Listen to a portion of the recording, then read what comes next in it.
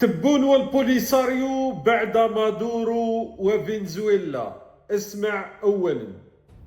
جمهورية فنزويلا التي نتقاسم معها رصيدا ثريا من العلاقات التاريخية، علاقات طبعها الدفاع عن القضايا العادلة في العالم وعن حقوق الشعوب في الحرية والتنمية.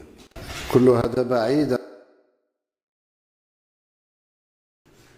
الموروثة عن عهد الاستبداد والاستغلال والظلم.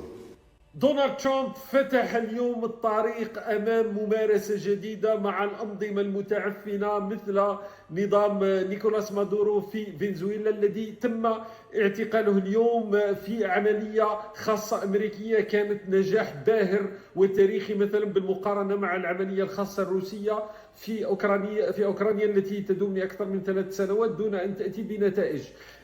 تشابهات أنه أيضا فنزويلا هي محمية بأنظمة دفاع روسية مثل الجزائر. فنزويلا تملك السوخوي.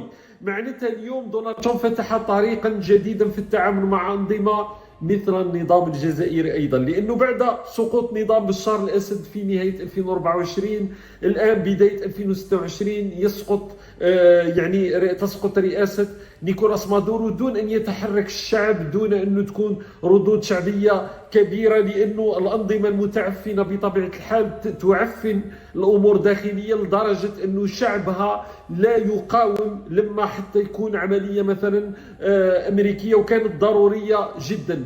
لكن نيكولاس مادورو أيضا هو من آخر حلفاء البوليساريو وما يسمى الجمهورية العربية الصحراوية الموجودة في تندوف. معناتها العزلة النظام الجزائري اليوم مع الأنظمة الشبيهة له. اللهم الآن يبقى ربما النظام الكوبي اللي هو نظام مشابه للنظام الجزائري. معناتها الدور قادم على النظام الجزائري على تونس اليوم، حتى في فرنسا ربما غدا لما يكون نظام حكم آخر يكون تفكير في التعامل مع النظام الجزائري بشكل مختلف، لأنه هذه الأنظمة المتعفنة مثل النظام الجزائري اليوم جرت الجزائر إلى أن صورتها تكون كارثية، وظهرت زيف الخطابات أنه منظومة S-300 والسوخوي وغيرها من التفاهات. فنزويلا كانت تملك كل هذا. فنزويلا دولة ريعية مثل الجزائر تملك البترول والغاز، لكن أمام قوة عظمى مثل الولايات المتحدة الأمريكية وأمام رئيس له رغبة في التخلص من هذا النوع من الأنظمة،